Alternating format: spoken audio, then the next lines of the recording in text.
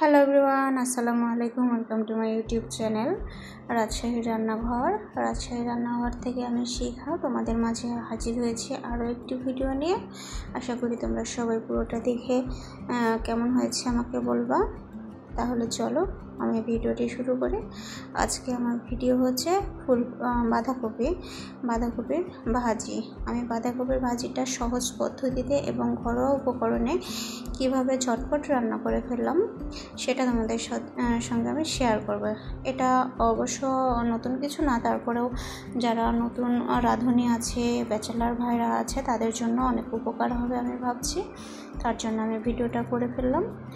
তার জন্য প্রথমে আমি বাঁধাকপিটাকে এভাবে সুন্দর করে কেটে নিলাম মাঝ বরাবর।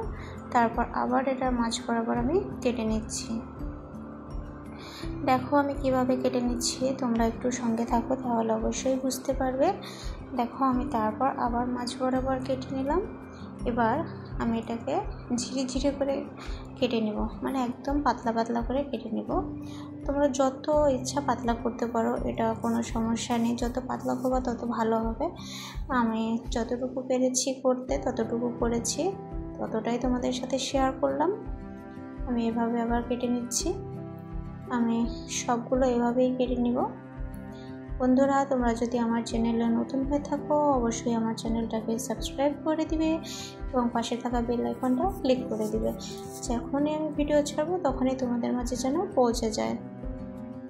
আমি আবার ওইভাবে কেটে নিচ্ছি। আমার যতটুকু রান্না করতে প্রয়োজন বাঁধাকপি, আমি ততটুকুই আমি কেটে নেব। তোমরাও এভাবে চিরি করে কেটে নেবে। এটা ভাজি করতে হলে এভাবেই কাটতে হবে। দেখো আমার বাঁধাকপি কাটা শেষ। এবার আমি বাটিতে তুলে নিলাম। আমি এক বাটি বাঁধাকপি নিয়ে নিয়েছি। এবার এটাকে আমি ধুয়ে স্ট্রেনারে করে পানি ঝরিয়ে নেব। তারপর আমি আসবো চুলায়। আমি একটা কড়াই বসিয়ে দিয়েছি। কড়াইয়ে গরম হয়ে গেলে এর মধ্যে দিয়ে দিব কাঁচামরিচ। দেখো আমি কাঁচামরিচটা দিয়ে নিলাম। কাঁচামরিচটা পানিটা টেনে নিয়েছে। এই পর্যায়ে আমি দিয়ে নিচ্ছি সয়াবিন তেল। সয়াবিন তেলটা দিয়ে নিলাম। সয়াবিন তেলটা দিয়ে আমি সুন্দর করে আবারও এভাবে নাড়াচাড়া করে দিচ্ছি। আর এই পর্যায়ে আমি দিয়ে দেব এর মধ্যে একটুখানি জিরা। আমি একটুখানি জিরা অ্যাড করলাম। আর দেখতে হবে কাঁচামরিচের বীজটা যেন অনেক পুড়ে না যায়।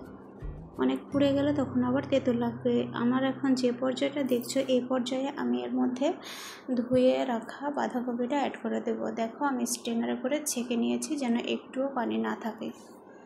তার জন্য আমি স্ট্রেনারে করে রেখে দিয়েছিলাম আধা ঘন্টা। এবার এর মধ্যে আমি একটু হলুদ দিয়ে দিলাম। হলুদ দিলে কালারটা সুন্দর আসবে, তার জন্য হলুদটা আমি দিয়ে নিলাম। এরপর এর মধ্যে দিয়ে দেবো একটুখানি লবণ, মানে স্বাদ মতো লবণ দিয়ে নেব। আমার যতটুকু পরিমাণ লাগবে ততটুকু পরিমাণ আমি দিয়ে দিচ্ছি লবণ। তারপর দেখো আমি নাড়াচাড়া করে সুন্দর করে এটাকে মিশিয়ে দিচ্ছি। সুন্দরভাবে এভাবে মিশিয়ে আমি 5 মিনিট রেখে দিব। তারপর আমি আবার উল্টে দেবো। দেখো আমি সুন্দর করে রেখে দিয়েছি 5 মিনিট। 5 মিনিট পর আমি এসে আবার নাড়াচাড়া করে দিলাম। এটা 2 থেকে 3 মিনিট পর নাড়াচাড়া করে দিতে হবে, না হলে এক পাশটা লেগে যাবে। এই জন্য 2 থেকে 3 মিনিট পর এটাকে নাড়াচাড়া করে দিতে হবে। দিয়ে দেখো আমার ভাজিটা প্রায় শেষ। আমার ভাজিটা কতটুকু হয়ে গেছে এবং কেমন হয়ে গেছে দেখো, একদম ঝরঝরে হয়েছে ভাজিটা, আঠালো হয়নি। এবার এটা আমি নামিয়ে নিব। এই বাঁধাকপির ভাজিটা কিন্তু অনেক টেস্টি হয়, অনেক সিম্পলভাবে করেছি, একদম কম উপকরণে। এবার এটাকে আমি নামিয়ে নিচ্ছি। দেখো এটাকে আমি বাটিতে তুলে নিয়েছি।